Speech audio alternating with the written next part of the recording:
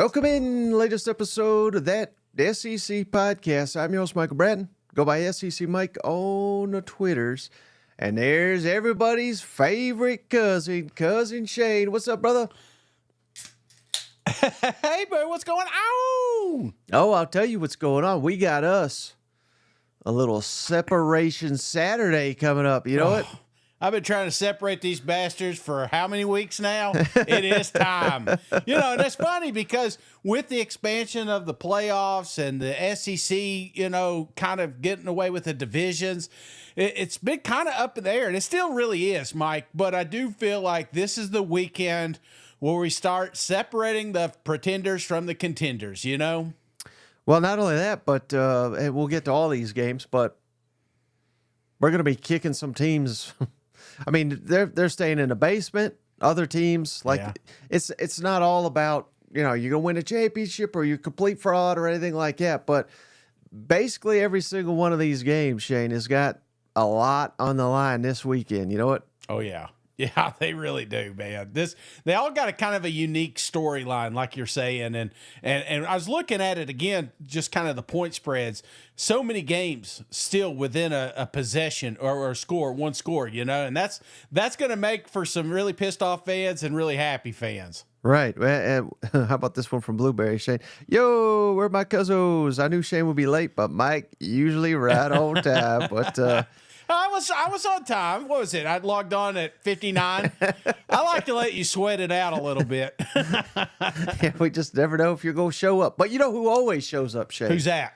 MyBookie. Don't forget, head on over to the online sportsbook, mybookie.ag today. Proud sponsor, presenting sponsor of the show. You go over here, Shane, the online sportsbook, put in that promo code, that SEC, THATSEC over at MyBookie.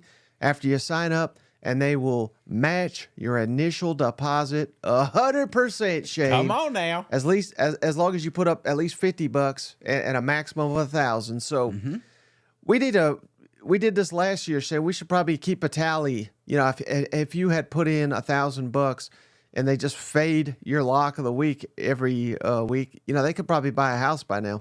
Yeah, small home, you know, maybe a little fixer-upper, but definitely, you know, if you double down this week, the house gets a little bit nicer.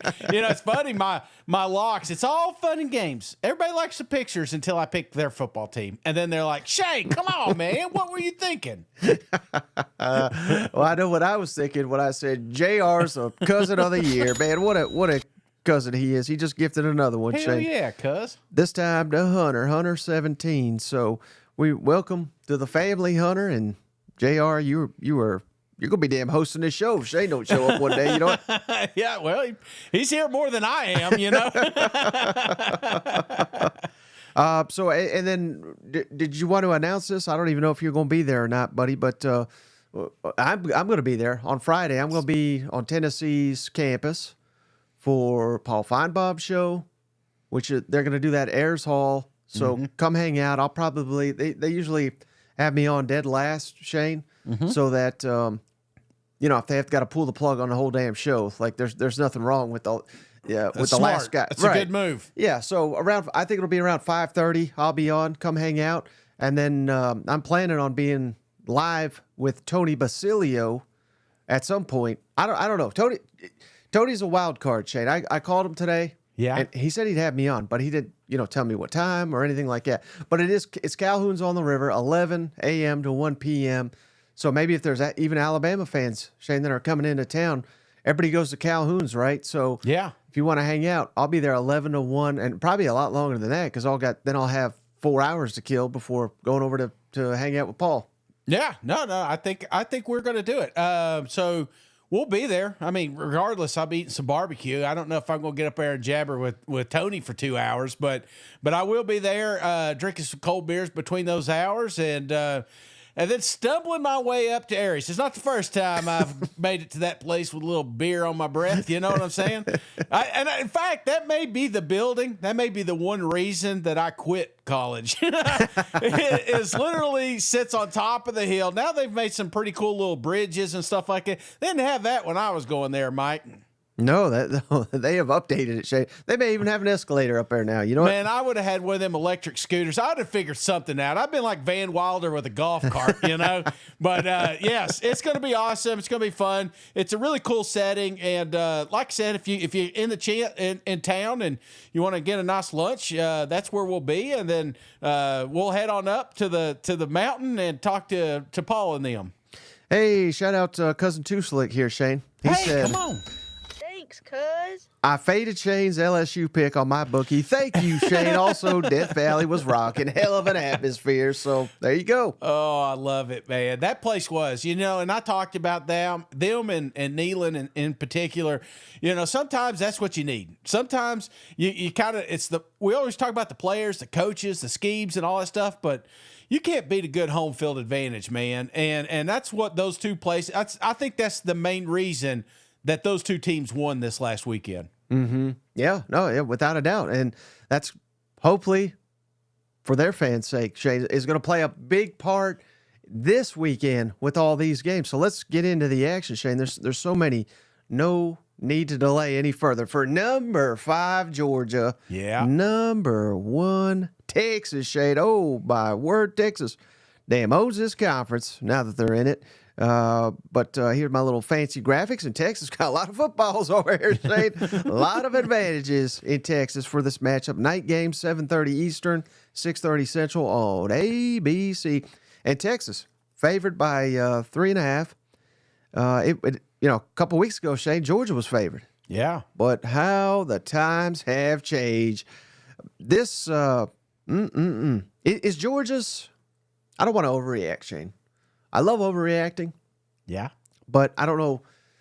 Would it be warranted if Texas whoops Georgia's ass? And by whoop, I mean like 7 points. You know, will Georgia be done? The dynasty, the decaying dogs, are they done with? And is this just Texas League if that happens? Is the dynasty over if they lose this one? Yeah, because they'll have 2 losses now. Well, I mean, yeah. I mean, you can't have a dynasty and have 2 losses and not even be in November yet. So absolutely, it'd be a rotten carcass on the side of the interstate. So, and I'm not saying that they got a bad football team here, but when you attach that word dynasty, you attach that to programs that have the league by the balls year after year after year. You know, Nick Saban, Alabama, they were able to do that. There was times Georgia was able to do that. Right now, I think the dynasty's over. I still feel like they got a really good football team, and they still got an opportunity to redeem themselves and maybe kick off a new chapter. But at this moment, yeah, if they lose this one, you might as well just put a bullet in that thing. Mm-hmm. How about this early leader, Shane, for comment of the night? Cousin Austin says, fun fact, Waffle House is 13.1 miles from Shane's house. Is that, can you confirm or deny that? You know what? As we're going on, I am going to confirm or deny. I'm going to look at that right now. That's a great question. But I don't know, Shane. Again, I'm not saying we kid on here. We like to kid. I don't know if people have caught on yet. Yeah. But it's true. This is not a kidding part, Shane, that Georgia just doesn't look Georgia-ish, if that's even a word. You know what I mean? And when I say that, I'm saying, dominant. They just don't look dominant. Now, they're not looking awful by any means, but I'm just trying to figure out if this is a team capable of going into a place like Austin, number 1.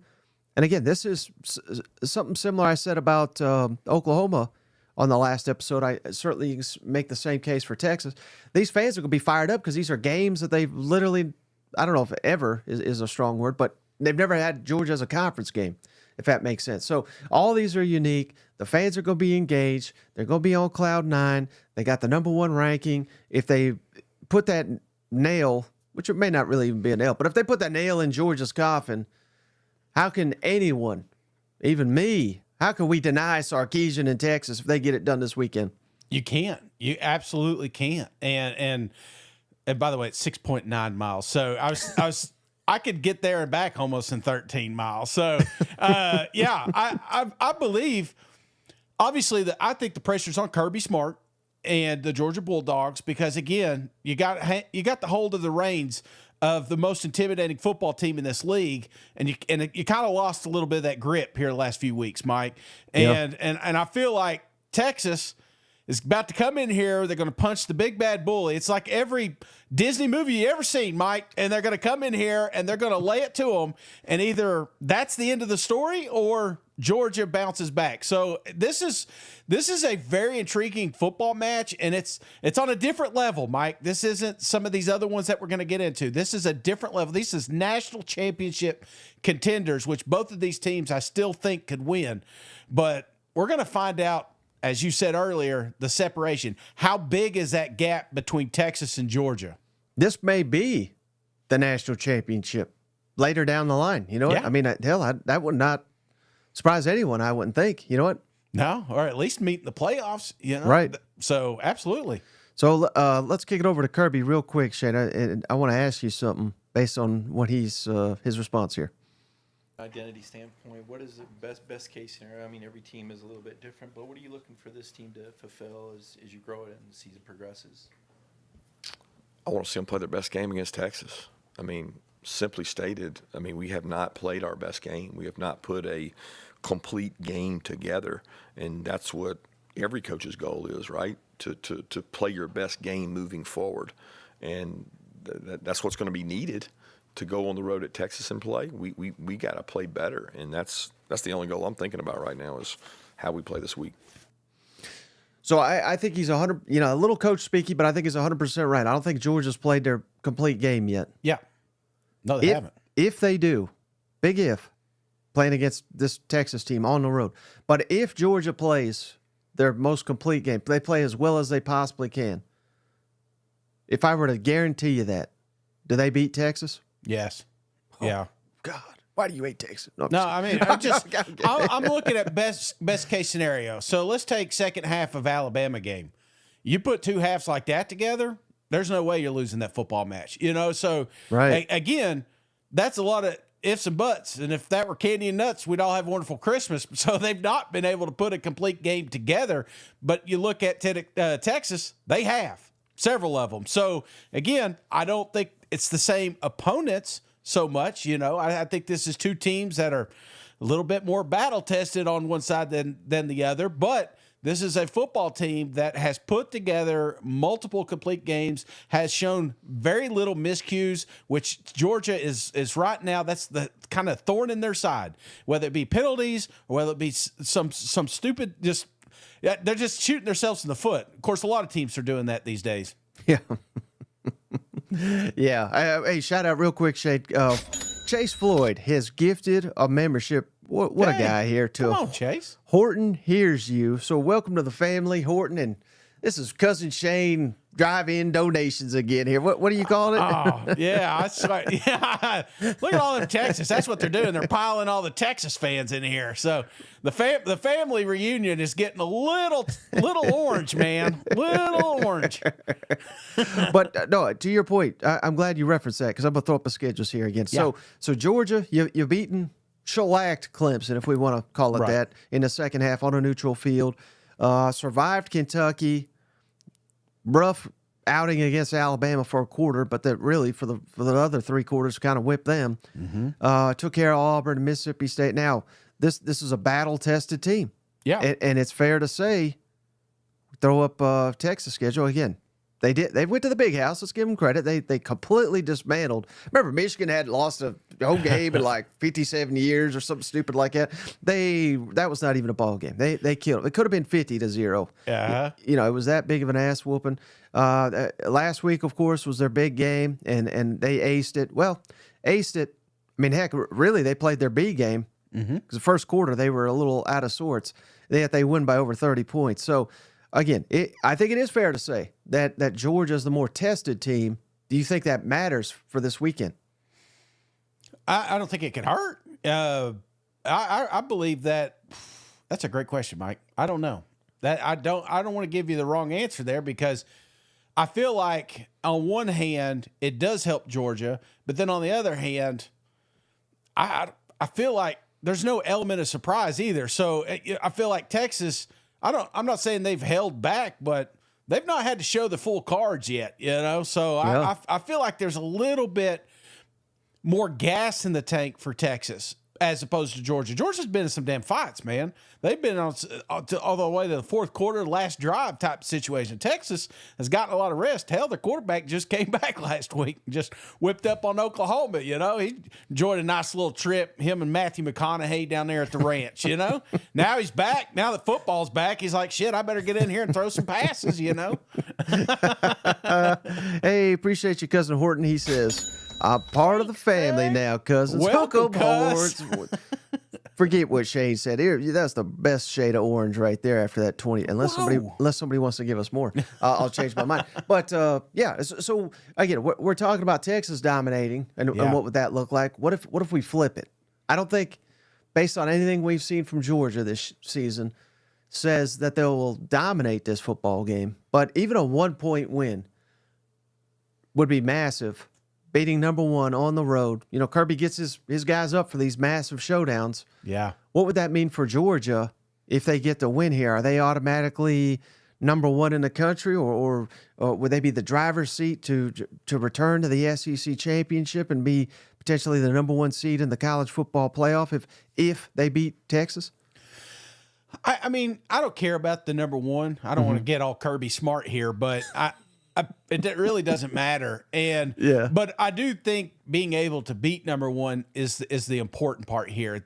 We all are in kind of a consensus that Texas is number one, but I asked myself, Mike, which is more likely, that there's one team in this league that's far better than everyone in this league, or that this week we discover that anybody can be beat, just like anyone's been beaten up to this point, So, right. In your opinion, which one do you think's more likely?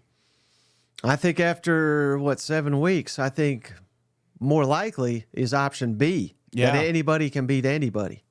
Now, again, Texas coming here and whoops Georgia by 7 points. Then I'll change my tune and say, by God, Texas may not lose a game. Again, at A&M, that's the one I've got circled, which will be perhaps their most difficult after this Georgia game. So, but I think that's closer to reality. How difficult is it to get back up week after week after week?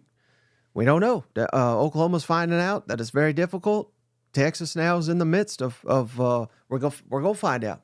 Yeah, they played 2 conference games. They had a bye week in between them, and unless you're a diehard Oklahoma fan, I'd say, you've played. I don't want to say Oklahoma's worse or like a bad team, but two of the bottom half teams certainly in the SEC up to this point.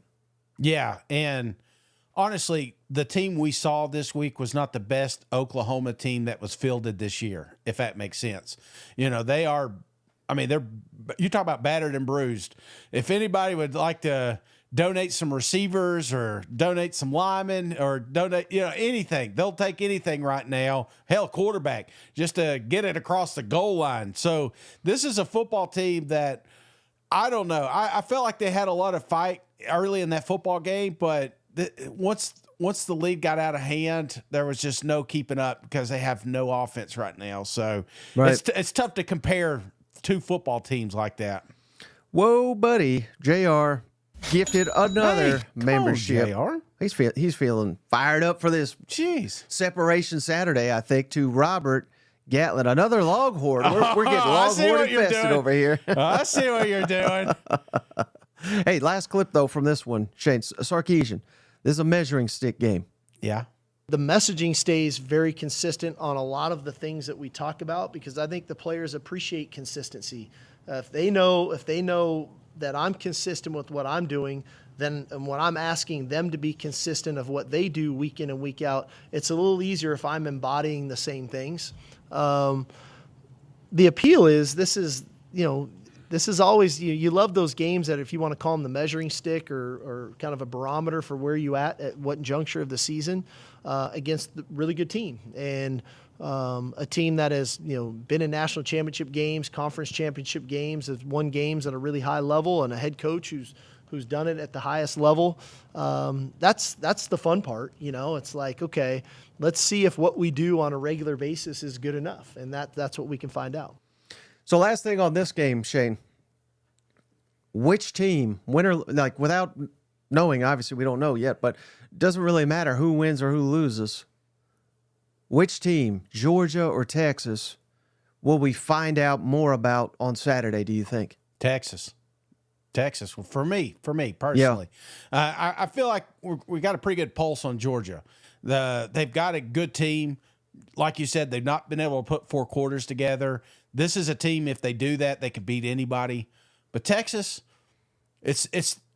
all you're going back to is Michigan. What is Michigan really good? Is Oklahoma really good? Other than that, I haven't seen. I can't sit here and say that, honestly, the only barometer we have on these guys is Mississippi State, and Mississippi State gave both these teams a fit. So he talked about barometer. That's the big one here. I'm going to learn more about Texas, I think. Right, and how about this, Rex St. Charles? We're headed to Nashville for Texas for Vandy. Can we meet up for some hot chicken? Ooh. That sounds like a good time, doesn't it? I'm going to try to reach out to Anwar from Orange Bloods. Yeah, he's coming on the show this week to talk about this game, and then the following week they'll be. He told me he's coming up for it, so maybe we can get together that SEC podcast Orange Bloods meetup for some hot chicken. Don't tease me with a good time, Mike. Yeah. All right, I know I said last thing already, but I thought of something else. Carson Beck. Yeah, he's looked a little off this year.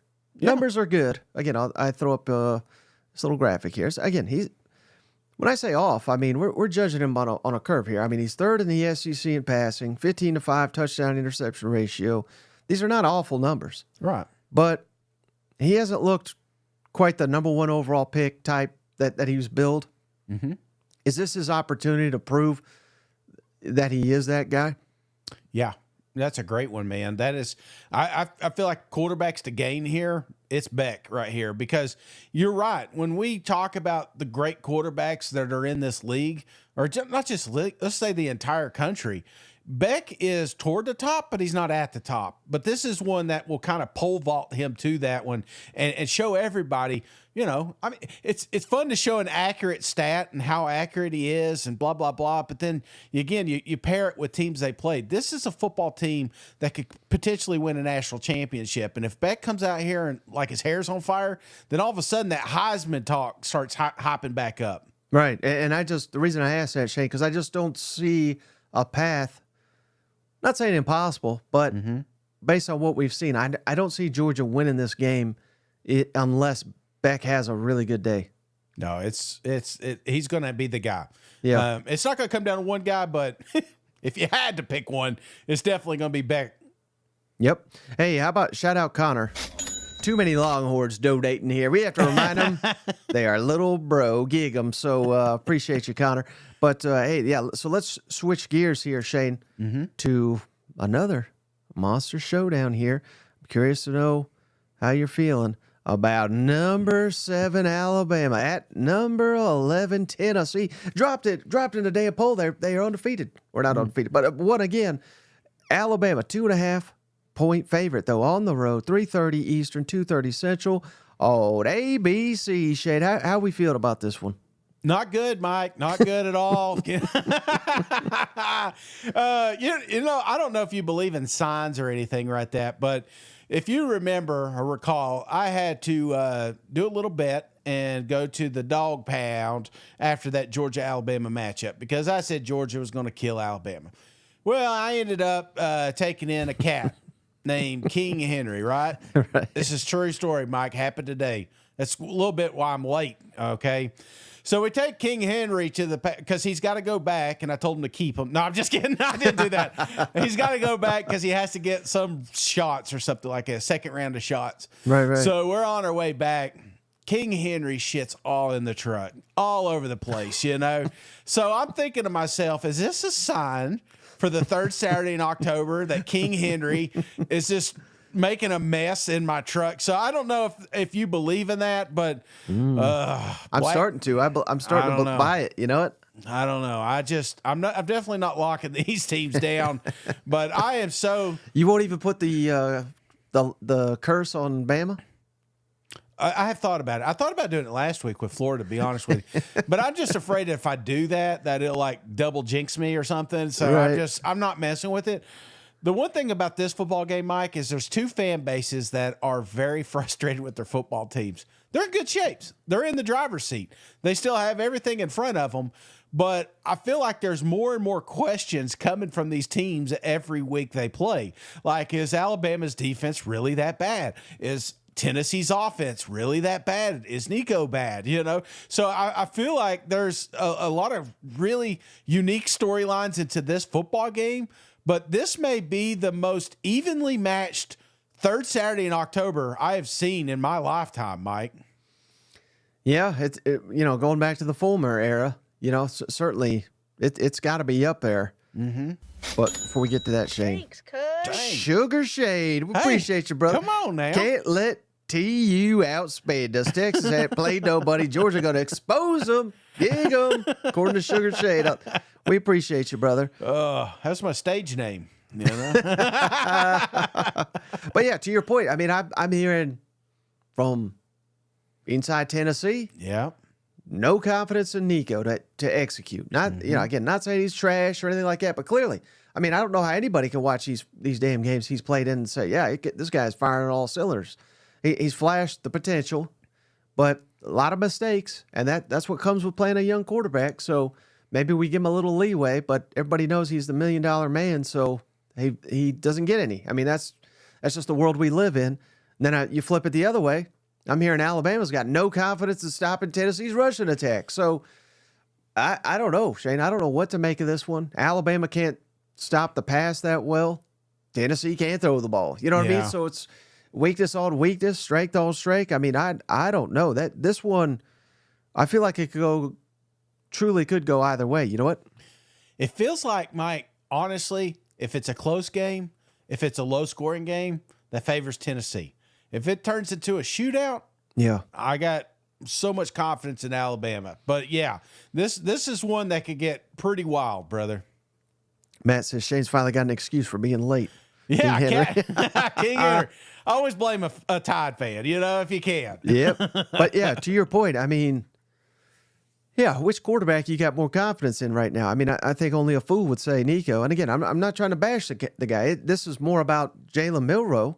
Yeah. What he has flashed, at times he's been excellent. Mm-hmm. I mean, just go back to the Georgia game. Now he's not looked at the last couple of weeks. Well, quite frankly, he looked very good in spurts against Vanderbilt. Yeah. But he just never had the damn ball.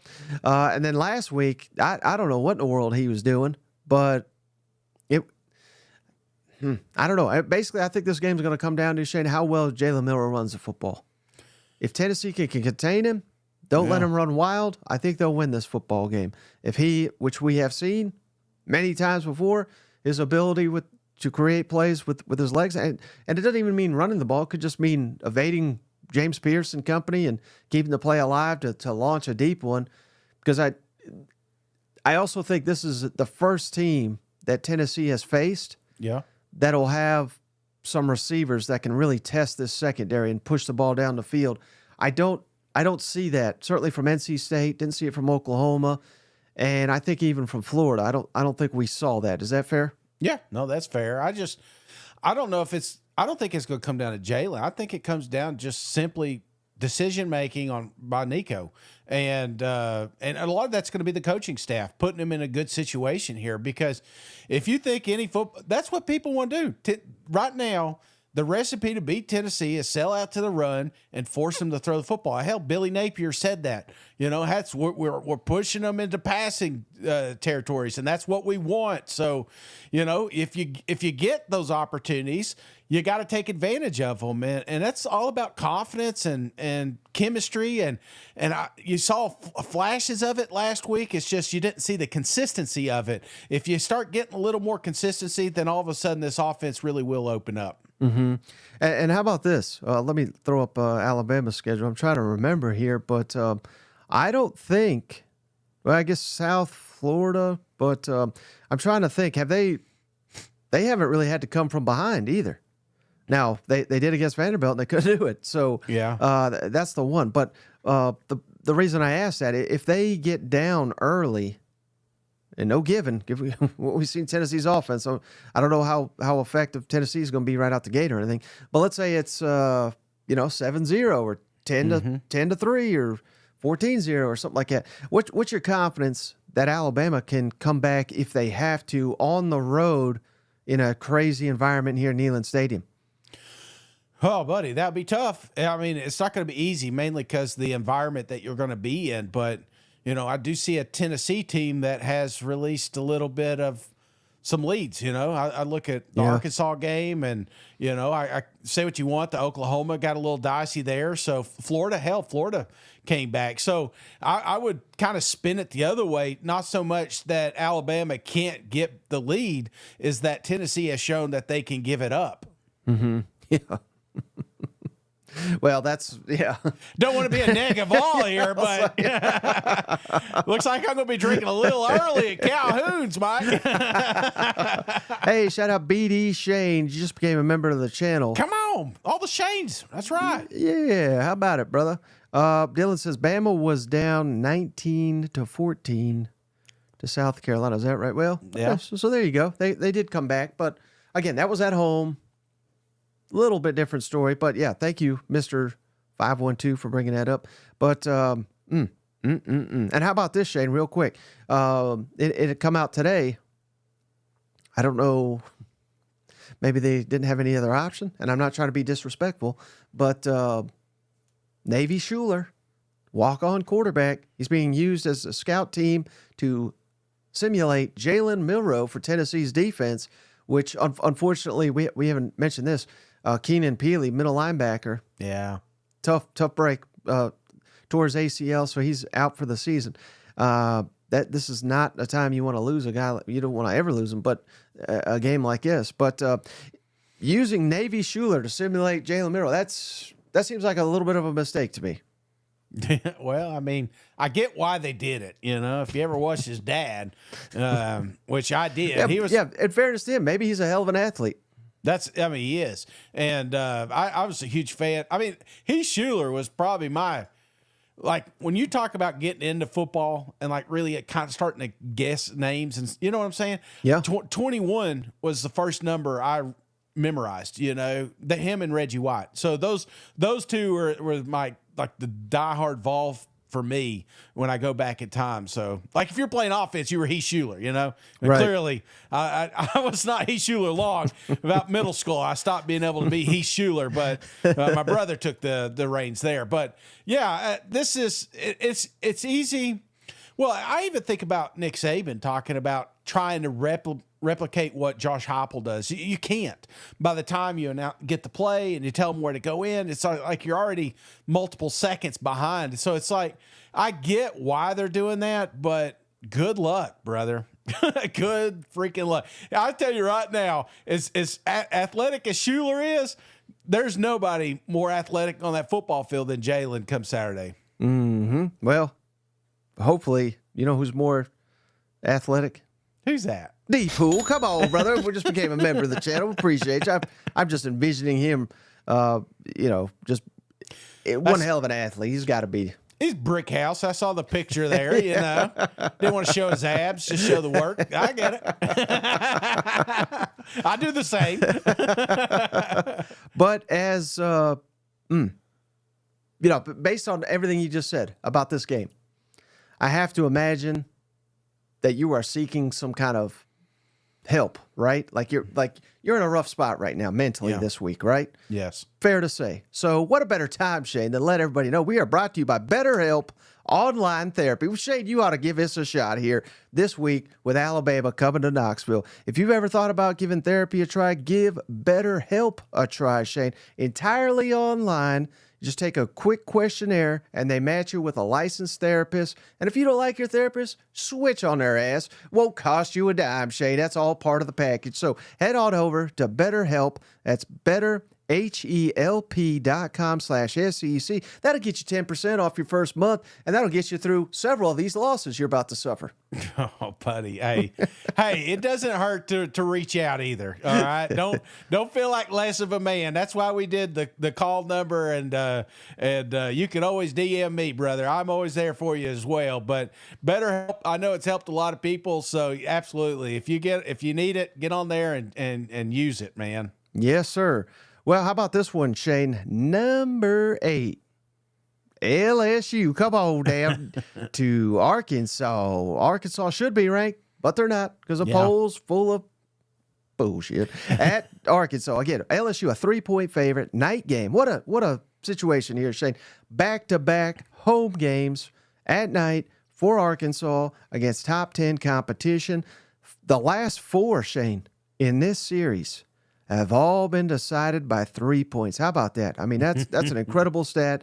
They play every year, and hopefully they do so moving forward. The battle for the boot here. But how about this stat? Shout out. Let me see if I got the tweet ready. Yes, sir, I do. Brad Powers. He's been on the show. Las Vegas handicapper. Great guy. Brian Kelly is 21-4 in his last 25 one-possession games, whereas Sam Pittman 7-15. So, again, does that mean Arkansas's got no shot? Hell no, it doesn't. But I just thought that was pretty interesting that these two coaches and their recent track record with one-score games here. But, man, this has been a tight series, and Arkansas's got to feel great, even though they're playing a top 10 team, that they can pull off another one. And, hell, if they do it, we got to – not even top 25. I mean, they should be like top 15 team. If they be 2 top 10s in a row, what the hell are we doing here? Well, and I think somebody asked that. If you were being honest, Mike, and you were like over the AP poll and you got to put a ranking on Arkansas right now, where would you have them? And I'll tell you where I'm at when you say yours. Let's see here. Looking up our schedule. Honestly, I'd probably put them right around 20. I'd 17. I had 17. Oh, yeah. You were just going to undercut me, you Price is Right son of a. I always hate that guy. You say $60. This guy over here says $61. You know what I mean? That's Shane. Yeah, you finally make this show, and then they go $1 more than you, and you're like, you mother. That would be a fun show. That's one growing up I always wanted to do. But sorry, don't get me on TV shows, Mike. But I don't know what you're saying. So you said 17 for Arkansas. Yes. So you got to believe they got a hell of a shot here against LSU coming off a big one. How about this? Let's get over to Brian Kelly. I got one here. How difficult do you think it'll be, Shane? Storming the field, biggest win of the season. You got to get your ass right back up on the road against a red-hot Arkansas. Alabama at home, big overtime game, fans storm the field, emotional victory, and then you've got to go to Arkansas. And do you bring that up with your team as far as how difficult it is, from that game situation to this one? Yeah, I mean, look, we're pretty transparent in talking about, what the current situation is relative to how they think, and I think that football team was a younger team relative to experience. This team has got some experience in terms of overall they've been through it and they know what it looks like. But that doesn't mean that everybody understands how to think about it. So we'll talk about how they need to think about going into this week in their preparation. So it will be a conversation that takes place. And then this is where you lean on Nussmeier, who's been through it, and Weeks, who's been through it, and Greg Penn, and guys that have taken this trip and been part of it. And now that's where you ask your veterans to really step up. Shane, shout out Cousin Jared. He says LSU is a lock if Cousin Shane is picking them. Go Tigers! But again, man, history indicates it's going to be a tough one. Do you think it'll be tough for LSU, like Brian Kelly's talking about there? They do got outstanding leaders, so I'm not doubting it at all. But throwing up their schedule here, based on what they just did you think it'll be difficult for them to get right back up and face a team that you got to feel that, you know, they'll say all the nice things, but that they can beat this team? Yeah, because again, right now you're in that moment where you feel like your shit don't stink, you know? I mean, I'm still seeing the hype reels come out. I'm still seeing the fans storm the field, and hey, we had a great game, but sometimes if you're looking at a team like Arkansas, which historically has been an easy win, maybe not for LSU, but you know, in your mind, psychologically, you thought this is going to be an easy win. That's where you're most dangerous, because again, this is a football team I think's top 20. I mean, Mike doesn't. I'm 17 here, but I do think that this is a football team that has proven that they can damn near beat anybody. Texas A&M, you know, the Cinderella football team right now, if it weren't for self-inflicted wounds, they would have won that game. You know, they knocked off the Tennessee Volunteers. I saw an interesting stat. I want to give cousin Hot Rod, Justin Rod, a shout. He looked up a crazy stat. In 23, Arkansas had 107th total offense. So this is the team that you're used to playing. A team that is 107th in offense. So far this year, Hogs are 8th in total offense. So it's just, this ain't your Papaw's Razorbacks, man. This is a Razorback football team that if you let your feet off the gas, then all of a sudden Arkansas is putting points on you. And we know, I felt like LSU's defense took a huge step forward last week. That's the side of the football team that I'm going to have most my eyes on, because if they can continue, then LSU can beat anybody. But if they loosen up again, this is a football team that can give up a lot of points. Mm-hmm. And I should note, we still don't quite know the status of Taylon Green. Yeah. Sam Pittman says he expects him to play, though. But again, is that gamesmanship? Who knows? But we'll know a lot more, I think, Wednesday evening when they put out the injury report. So I'll be very fascinated because again, all this conversation changes without Taylon Green. Mm-hmm. I threw up his numbers. You know, some of them are not pretty, but again, he's dynamic as hell. Yeah. And he's a huge reason why they beat Tennessee. He's the reason they should have beat Oklahoma State. You know, there's a lot to like, and he's still growing in this offense. So I wouldn't let any of these numbers that are unimpressive throw you. I mean, he is a major X factor that without him, I don't think Arkansas's got a shot. No. Out of all the quarterbacks in this league, I think he has one of, if not the highest ceiling. It's just, unfortunately, his floor is a lot lower than most too. So that margin of error sometimes can cost you a football game. Mm-hmm. And let's kick it over to Pittman real quick. It doesn't have the viral funny stuff. I tried. I was fingers crossed he was going to give us some gold. But playing back-to-back top 10 opponents, that's a huge deal for Arkansas. Top 10 opponents, but you're doing that.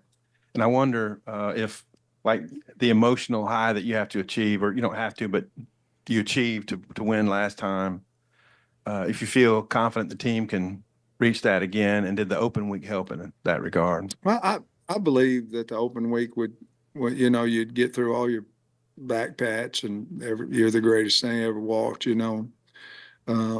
So I think the bye week does that. It also gets us some more players back, you know, where last week we didn't really have very many tight ends that were able to play. And now, you know, we were using Street as a tight end, and now we, you know, got some of those guys back too. But,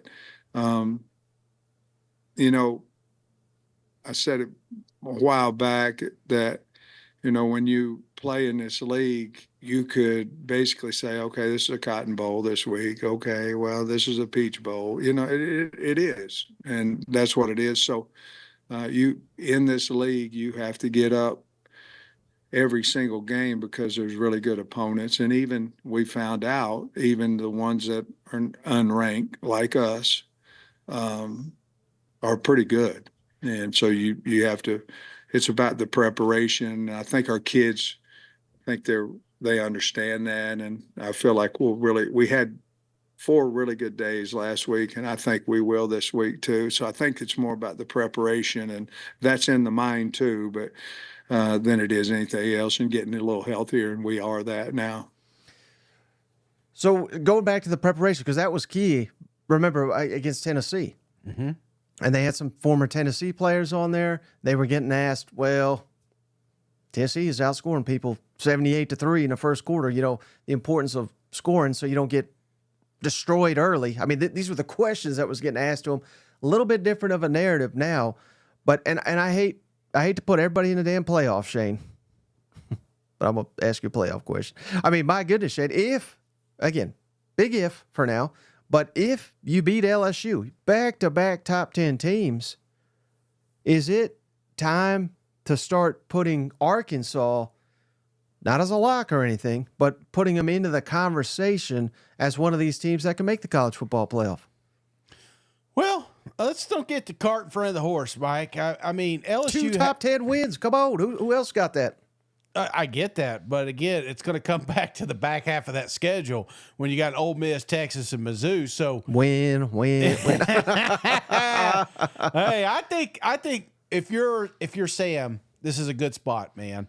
I feel like I kind of hate when media goes all in on him, says dumb stuff, and then the next week they're patting him on the back. It's like either you believe coach is the coach and this is a good football team, or you don't. You know, don't keep getting on and off the wagon here, you know, because one thing that's not changing is Sam Pittman and the culture he's created there in that locker room, brother. This is a football team that still has they have everybody against them. They're not even top 25, and you and I know they should be. But, you know, we come out here and we say we don't care, but you care. You know, you better believe Sam is letting them know that they still don't respect us. So let's go out here and let's punch LSU in the mouth. So you do that? Absolutely. 2 top 10s, then all of a sudden the respect's going to be flying towards you.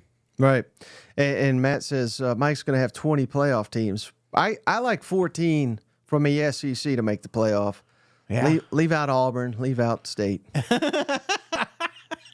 Come on, go put them all in there, you know? That order? And I saw some comments that Sam Pittman putting them to sleep. You know what puts me to sleep, Shane? What's that? Cornbread hemp. Come on, man. Another sponsor of the show. Head on over to cornbreadhemp.com/SEC. It give you 30% off your entire order, Shane. And we said, what is this cornbread here? This is a local Kentucky company that sells THC and CBD gummies. I'm on the sleep CBD gummy, Shane. Yeah. This is not like something that's going to leave you sleepwalking and going crazy or anything like this. I don't know how to explain it, Shane. All I can tell you is that I eat these gummies, and you know me, I'm a light sleeper. I've always had problems sleeping. I'm sleeping like a damn baby, Shane. I'm sleeping too much. You know, I mean, I'm getting solid 7 to 7.5 hours ever since I started taking these cornbread CBD sleep gummies. Cannot recommend it enough. They sent me some. I asked them, Shane, I said, can you send me some more? And even if they say no, you know what I'm going to do? I'm going to go over here and sign up cornbreadhemp.com/SEC and use the promo code SEC to get 30% off. And I'm going to sign up for a monthly delivery of my house to get these CBD gummies. I can't recommend them enough. I truly, this is my favorite sponsor we've had so far. Man, if I had them gummies, I'd be 400 pounds, you know? Well, they're not candy, Shane. You use them in moderation here. Okay, yeah. Yeah, I didn't see that one coming, Mike. But, yeah, absolutely, brother. If it works for you, hop on it, man. Kentucky has everything up there, don't they? Hunter says, oh, yeah, that's true. I love the bourbon, too. Gummy's going to have you tasting colors. They got those gummies up there, too, if you want it, over at Cornbread. You know what? Oh, jeez. Yeah, cornbread. Come on now. You know who needs some cornbread? Who's that? Me.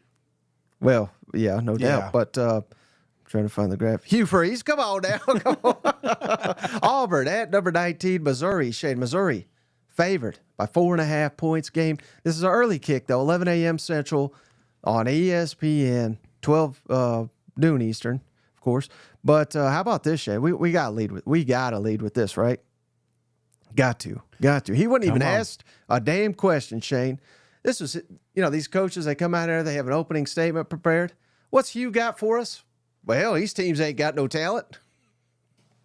I think Eli does. I know everybody has their rankings of coaches, and it's based on And to me, the better talent you have, the better coach you are for sure. And to me, some of the better coaching jobs are done with those lesser rosters in recruiting. And I think you look at people like Eli and Stoops, and heck, Clark Lee now too, that I think are doing incredible jobs at their respective programs with the kids that they've had, and they've had some time to develop their culture and get their players in. But Eli's, I think he does one of the better jobs in the country in all aspects in managing the new world that we're facing. And so here it is. Here's your schedule, Shane. Again, who did he just call out? I mean, you could say he's not calling them out, but I'll say it for him. Mizzou, Kentucky, Vanderbilt, they got lesser talent.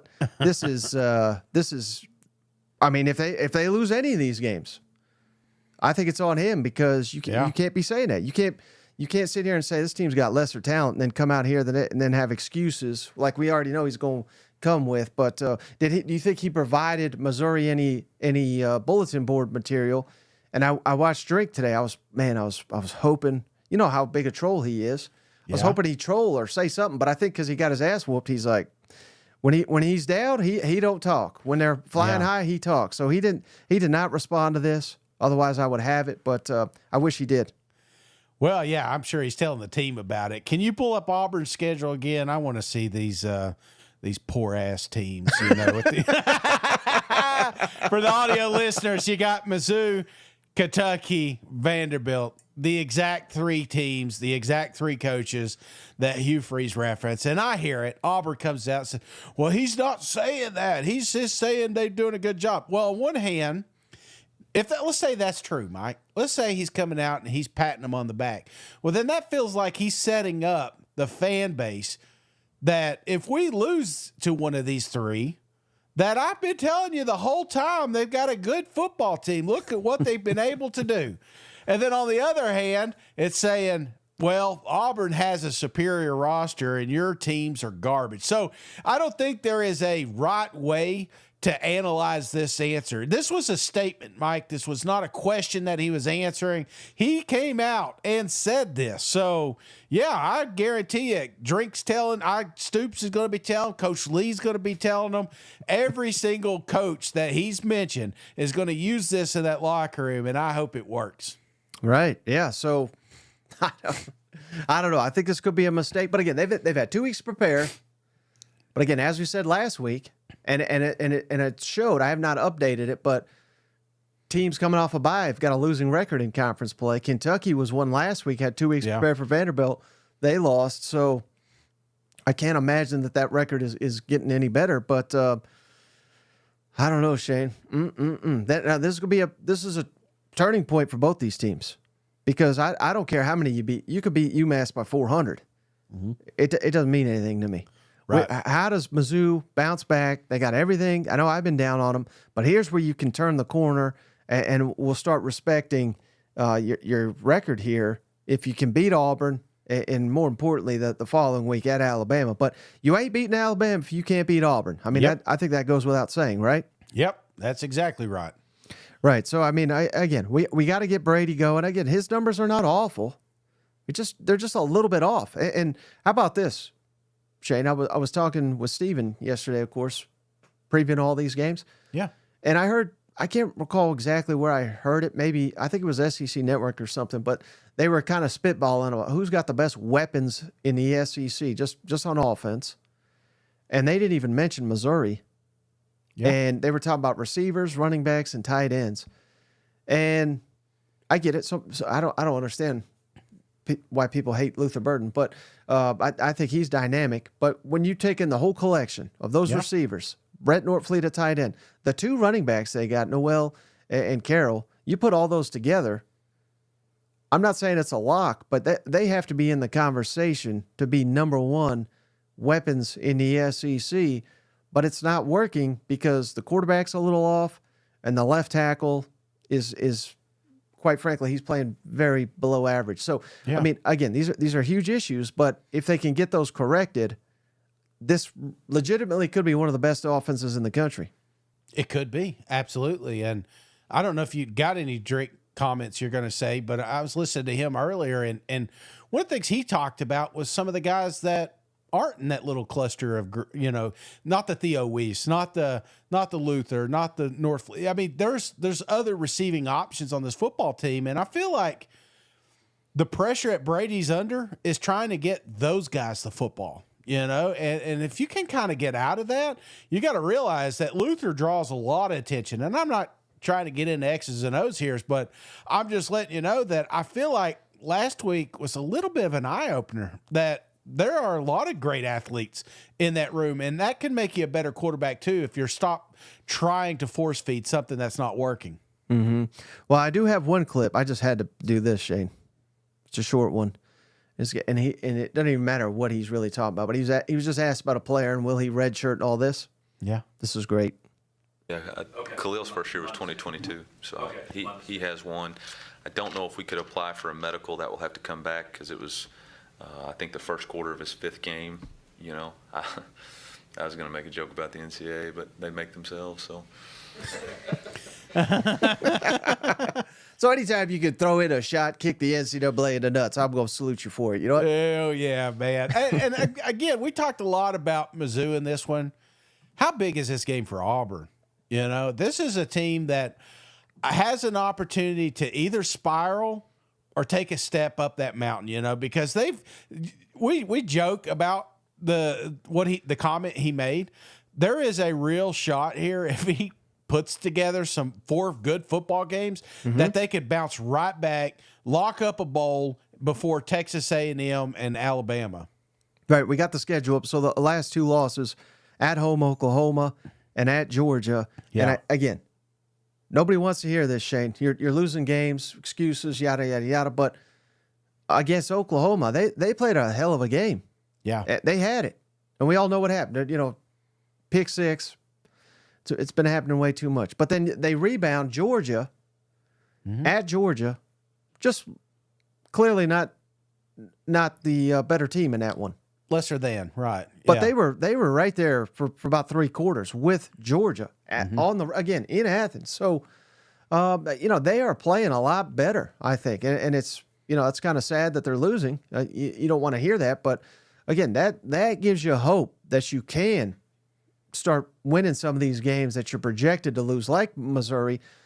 They got to start feeding Jarquez Hunter. Yeah. I mean, it's pretty bad when guys like you and I are sitting there like, why has he only got 13 touches? You know what I mean? Like, we're not football geniuses or anything, but I can't believe that's not filtered down to Hugh Freeze calling the plays or what have you. But if they feed the beast, I think they're going to have a lot of success in this game. Mike, I probably told this story too many times, but, when I was in high school, 1999 Jefferson County Patriots started out 0-4, right? And they ended up going to state and everything. They lost the state to Brentwood, and they shouldn't have been playing them because they pay their players. But whatever. But then when my school, 2001, we started out 0-1, 0-2. And after every loss, we hear the same thing. Well, in 99, we lost 4 games. We went to state 3, 4. And we're not getting blown out. It's like 21-14 games. We're hanging in there. But that 5th loss, Mike, we never heard it anymore. We just realized we're a shitty football team. So I feel like Auburn is kind of sitting there on that fence that either we're better than we were last year. Are we making improvements? Because I feel like I see the improvements. I feel like Peyton Thorne's playing better. I feel like this offense is doing better. I feel like the defense is really good. They just, again, similar to some of these other teams we just talked about, they make mistakes. They either it's a turnover, or if it's a dumb penalty, or if it's a terrible play call, or something like that.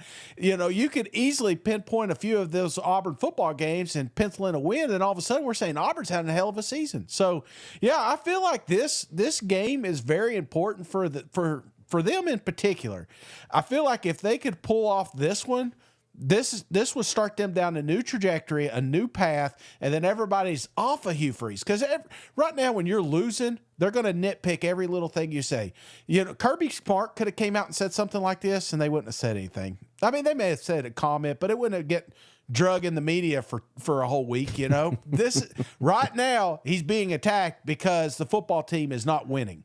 Yeah, Bobby G says, "Here's the old football story." Back when I was a kid. And they're begging you, all the Mizzou fans, lock Auburn. You're that confident. Oh man. Sorry. How about this one, Shane? Because buddy, again, separation Saturday. Yeah, it applies to games like this too. Kentucky at Florida. I mean, loser. I don't even want to think about it. Night game, 7:45 Eastern on SEC Network. Florida just a 2-point favorite, and again, Graham Mertz out for the year, unfortunately. So they're rolling with the freshman. But I would take DJ Lagway over Brock Vandegrift after what we have seen in this short season. Thoughts on this matchup, Shane? I mean, I think the loser. God, that's the story you should have played for this one. I mean, if you drop this one, I don't know where either one of these teams goes. Whereas if you win it, you pick up some momentum for the back half here. You know, this reminds me when I was a wee lad, brother. This is, I mean, there is a lot on this one, and honestly, we may be watching two coaches that won't be at this school next year. You know, Yeah. This is there's a lot of I know people get pissed off at Coach Stoops, and you know, I got a lot of great friends, dear friends that are in. You know, up there at Kentucky fans. And, you know, naturally they get upset, but I've never seen they're just done. They are exhausted. They're tired of making excuses. They're tired of just sucking at football. And I feel like even if they win this game, Mike, I don't know if you're really happy, you know, because here's a team, Kentucky, that is expecting to beat Florida. A Florida team expecting to beat Kentucky. And unless it's just one team blowing out the other, I feel like this is two fan bases that absolutely hate each other a little bit more than they hate their own team right now. Yeah, well said. I mean, these games have been tough. They've been physical. This is another one where feels like a rivalry, particularly for Kentucky, though. I should have said that. I said it yesterday, but the LSU Arkansas, same deal, where the team that really honors the rivalry. Yeah. I kind of like them a little bit more in these games, you know? I mean, Florida's got so many damn rivals. Georgia, Florida State, Tennessee, LSU, on and on and on. I don't know where they put – I don't even know if they consider Kentucky a rival, but I certainly think for Kentucky, they judge themselves on this game and extending this streak. They've beaten them 3 in a row. And I think 4 out of 5. I mean, this is the one thing. And again, I don't want to bash Mark Stoops any more than I have, but if he starts losing these games, I mean, this is what he's got to hang his hat on. Yeah, as I own Florida now, where no Kentucky coach literally in the last 40 years can say that, but Mark Stoops can. Yeah. So there's pressure on him, I think, to keep that going. Let me ask you something. Let's just devil's advocate here. Let's say one of these football teams wins by 2 touchdowns. Mm-hmm. All right. So let's go scenario A, Florida wins. What is Kentucky? What's the narrative or the headlines there in Lexington come Monday?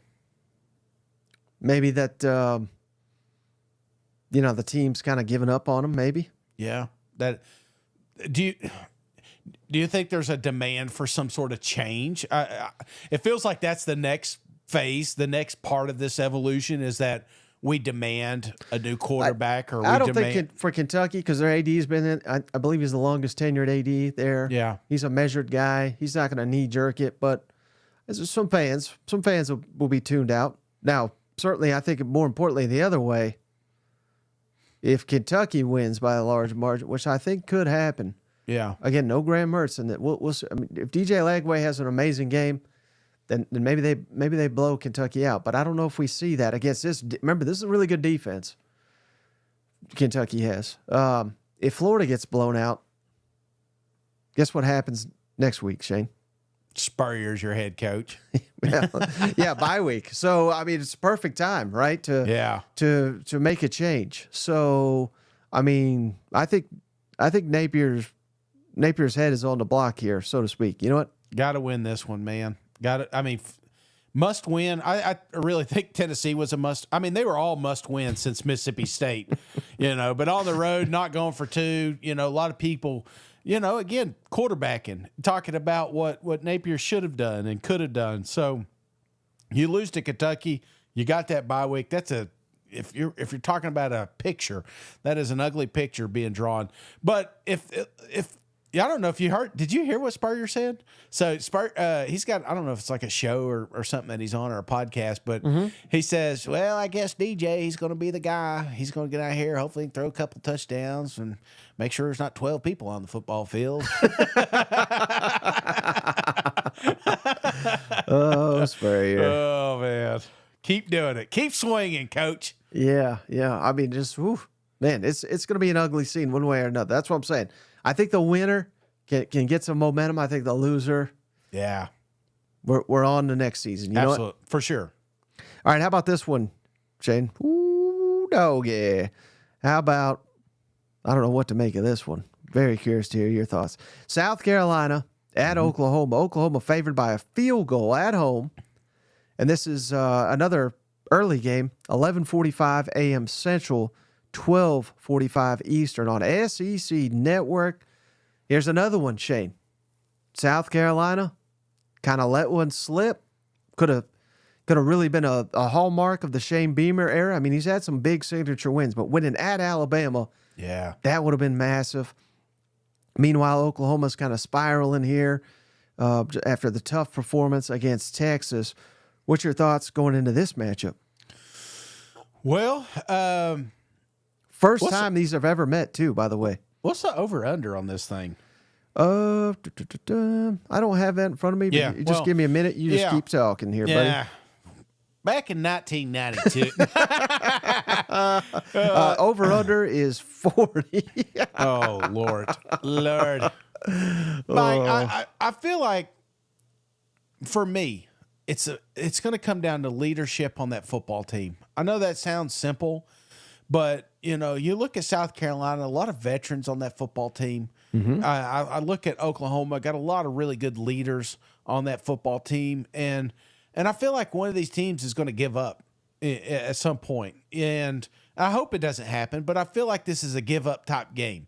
And I don't think South Carolina will do it, and I don't think Oklahoma will do it, But I've seen moments in this, and especially this particular season, where we got a lot of finger pointing, a lot of blaming, mainly we're going to have two of the best defenses you've ever seen, but it's also going to be mirrored by two of the worst offenses you've ever seen. So it's going to be minute details on that side of the football. And are we getting better or are we giving up? So whichever team comes prepared mentally and erased what happened last week, that's the football team that's going to win this game. Mm-hmm. I don't know if I'd go quite as far as you and say, giving up. Yeah. Because these are two very physical teams. And I like both of the coaches, but I would say that the loser is probably not making a bowl game. Here's South Carolina's remaining schedule. At Oklahoma, A&M at home, which is red hot. Of course, you'll have 2 weeks to prepare for A&M. At Vanderbilt, which is not a given anymore. Missouri at home, Wofford at home, at Clemson. We need 3. Again, I'm saying if they lose this one, how many more they're getting? Wofford for sure, but then they got to get 2 of A&M, Vanderbilt on the road, Missouri, and at Clemson. That's difficult. Mm-hmm. Meanwhile, Oklahoma, if they lose, again, I'm saying if they lose, they can win this. They'll beat Maine here in 2 weeks to get them to 5. But do they beat at Ole Miss, at Mizzou, Alabama at home, at LSU? I mean, this if they drop this one, again, I'm saying bowl is up in the air. You know what I mean? It's and that's there's going to be hell to pay with those fans. You know what? Golly, that's a good point. That's a good point, Mike. This is Looking at both of us, Saturday. Looking at both of us, I mean, there's neither one of these teams has an easy schedule moving forward, and golly, you're kind of mad at some of those games you kind of gave up, or because there were some give up games, and I feel like this is a football team that both of them man, they have to have this one. This is a must win. Damn, the more I look at them schedules, it is a must win for both of them. Mm-hmm. Now, how about this one, Shane? Intriguing game here. A&M at Mississippi State. A&M's a 15-point favorite. Not really surprised based on how hot they've been, but a little surprised because Mississippi State, they've been fighting their asses off here. This is a 4:15 Eastern, 3:15 Central kick on the SEC network. The footballs favor A&M. Again, Mississippi State struggles to defend the run, and that's basically A&M's specialty here. So, A&M, by all accounts, hell, this is not a bold take. They're 15-point favorites. They should win this game. Yeah. But again, based on what I've seen the last couple of weeks from Mississippi State, it's crazy to say coming off a 5-game losing streak here, but I'm starting to buy in, Shane. This team is playing hard for Jeff Lebby, and I like on rewatch. I really liked what Michael Van Buren, the true freshman quarterback, did against Georgia. He started to flash a little bit. Yeah, and I think that's what they've been selling. Look at how well you played against Texas. Look how well you played against Georgia. When they look at the rest of these games on their schedule, I feel like State is going to come in there saying, well, hell, if we could keep it close with Georgia, well, we could beat this football team, and I don't think that happens, but this is a football team that hasn't gave up. They've been chippy. They've been damn fighting, and it's not a football team that you can overlook because I think Lebby is going to sneak up and get one, man. I'm not saying it's this week, but be careful about State here. Yeah, and the A&M fans are just begging you to pick State here, as per usual. And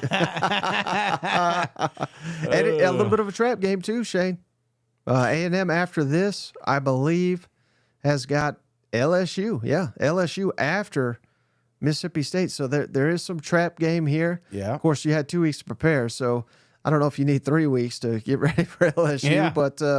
But maybe reading some press clippings. Again, if this season has taught us anything, Shane, is you look good 1 week. Yeah. 2 weeks later, you could be dog shit. You know what I mean? And I'm not saying that's going to happen, but I thought Tennessee was going to win national championship 2 weeks ago, Shane. I don't know if they make a bowl game now. You know what? Mike, it's like my diet, I'll be eating good, I'll be walking, and then 2 weeks later, I'm back at KFC getting the bucket, And then real quick, Ball State at Vanderbilt. Vanderbilt 26-point favorite. So this is just Diego Pavia racking up Heisman stats, getting ready for this college game day as Texas comes to town next week. You know what? And I'm hearing a lot of let's rest some of our guys. So maybe could you imagine Vanderbilt having a rest? We talked about this being a toss-up game. Now we're like, oh yeah, just rest up. Let Pavia take a week off. Yep. I'm going to go through this real quick, Shane. Make sure we got all our Steve. Appreciate you, cousin Steve. He gave us $5. Thanks, cuz. Shane, lock in the Tigers on Mizzou Auburn. Can't get this one wrong. There you go. That's a smart strategy. It's a good game. Hunter, appreciate you, brother. He gave us $5. He says UGA players will be wanting a race into F1 after this game. In case anybody doesn't know, they don't get the reference. Formula One, there's a race down there in Austin this weekend. Yeah. So that was a hell of a. He's mocking his own team, but I like that. And if you just read that, you're too late. I'm sure it's already in traffic right there. And they're saying take Carson's Lamborghini. Appreciate you, cousin Nathan. He says he's a charter member of the King Henry NIL Collective. He's been feeding my cat when I wasn't looking. It's a human food. I think it got into some human food. And then VFL Logan, appreciate you, brother. He says, speaking the truth, Bayou Bengals are overrated. The Phaeton Kiffins go fate, and starting Saturday, 9 out of 9. The Vols are beating them Elephants. Go big effing orange. Appreciate you, brother. Thank you, cuz. And then Hunter, one more time, he said, Hugh had too many of them cornbread gummies. But hey, anything else before we hop off the line, brother? Just a reminder, what were those hours Calhoun's will be? So Basilio goes from 11 a.m. to 1 p.m. Yeah, come in there. So we'll probably be there before. We'll probably be there after. So, lunchtime. Come hang out Friday lunchtime. Yeah. Calhoun's on the river. it's a great scene. For any Alabama fans traveling down, obviously Tennessee people, or even if you don't want to go to the game. I mean, this isn't even game day. You won't have to deal with the game day traffic. That's kind of the whole point here. We're doing it the day before Friday. Yeah. So come hang out. And then if you can't make that, maybe you're working or something like that, you get off a little bit later. We'll be on Ayers Hall up there where Paul Feinbaum shows. So I think that'll be around 5:30 is when we'll be on the air up there. It's beautiful, man. The leaves are changing. If you're not up here, get up here. We're gonna have fun. We'll drink a couple beers. We'll talk a little football, and I'm looking forward to another wild weekend. But one last thing, Mike. After this, Mike's going to post the questions. So remember, tomorrow is mailbag. So get those questions in, and we'll be sure to answer those on tomorrow's show. What if you guys did like a tailgate and they're like, hell, guys, it's Friday. Like you guys are just drunk out there at Paul Feinbaum show. I mean, I don't think they'd stop you, but what do you think would happen out there if you just brought like a cooler with 32 beers or something? Can't stop me. It hasn't stopped me yet, Mike. You know, I've drank more beer on that damn campus than I have. No, I've drank a lot of beer here, but. And as always, don't forget to check out MyBookie, mybookie.ag, promo code that SEC. That's the number one way to help the show grow. But I think that's going to do it for this episode of the show. Appreciate you, brother. Appreciate each and every one of you. We'll catch you on the next one. All right, see you guys. Go Vols.